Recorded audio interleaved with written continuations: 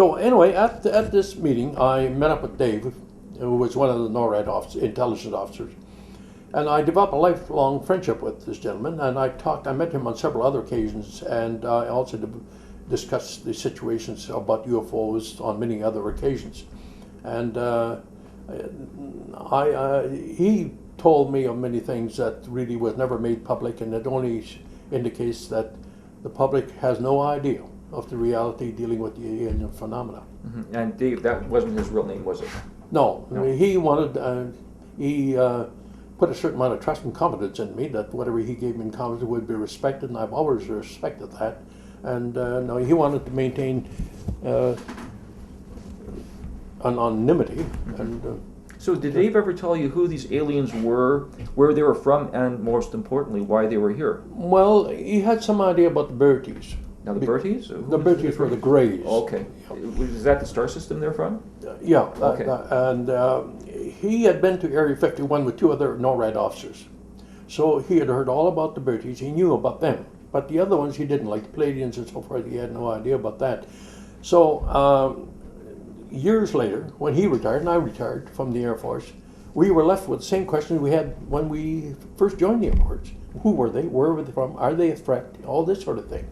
And so that's where it was at. So I understand that in desperation you turned to Einstein's wise maxim, no problem can ever be solved by the consciousness that created it. Right on. Yes, indeed. Because obviously the alien spacecraft did not conform to our third dimension laws. They appeared and disappeared instantly, all this sort of thing. So I was talking to a very spiritual person who told me, he says, yes, you'll only get your answers in a higher dimension, like in the fourth dimension. The Akashic records contains all of the information that happens in the universe. Every thought, all the energies of every thought, every word, and every action that is done is recorded in the Akashic records. Now, more sophisticated, more older souls, I suppose, can read the Akashic records, it can interpret them, and that's important.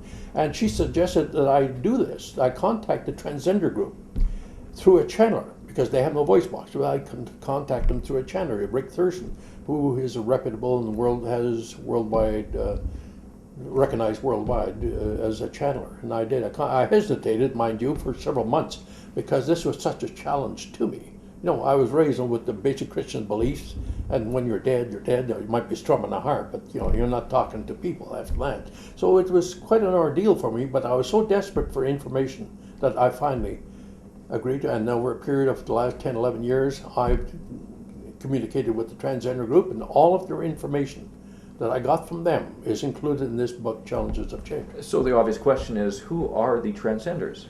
Now, the Transcender consists of 43,000 ancient souls who blend all of their experience and their knowledge to provide advice and information to other souls who are on, you know, existing in the universe. Now, since the spiritual entities, these Transcenders, have no voice box, they communicate by thought through the channeler's voice box. And that's the way they do it. Now, the soul at the subconscious level is non-separate. That is fact. It's not a state of awareness, but that is the fact. So, it depends upon the development of the soul, of course, but it is a reality. So, but the channeler is totally unaware of the dialogue that I have with the Transcenders, because he is in a comatose state.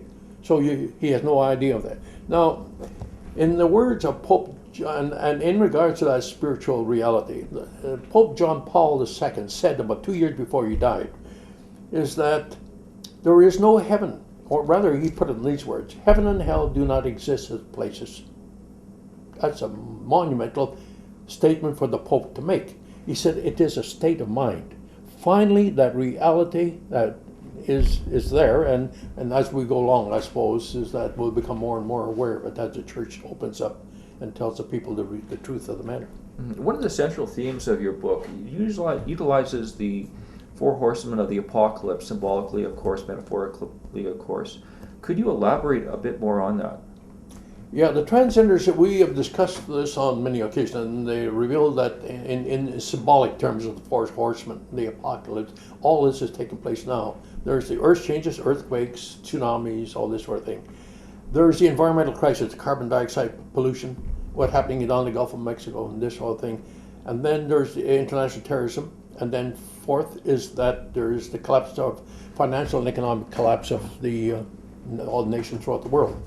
Those, in symbolic terms, those are the four horsemen. Now, we are not going to die. Mankind will survive earth changes and will survive international terrorism, but we will not survive the pollution of our atmosphere with carbon dioxide pollution, because right now it's at 9%. It's increasing at 1% annually, and the critical mass in which we could not survive is 22%. So you figure. So we're facing some pretty serious challenges. Yeah, that's a very grim scenario.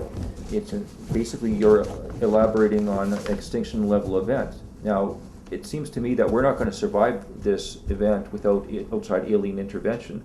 Are the aliens going to help us in this situation? Yes, that is their intent. Now, but they are also aware that their sudden interaction with mankind will cause a great deal of fear and panic, like Orson Welles' program of the War of the Worlds did in 1938.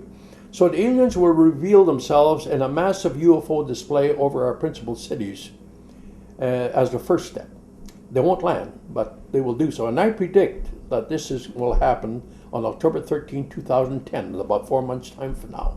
That's a major step for me to take, because I'm putting my credibility and my book on the line about this. I'm so sure that this is going to happen. It may not happen on October 13th. It may happen in November, December. It'll happen this year. However, they won't land this year, but that will come later. But it is a first step in our future relationship with the alien reality, and then our world will have changed forever. Thank you very much, Stan.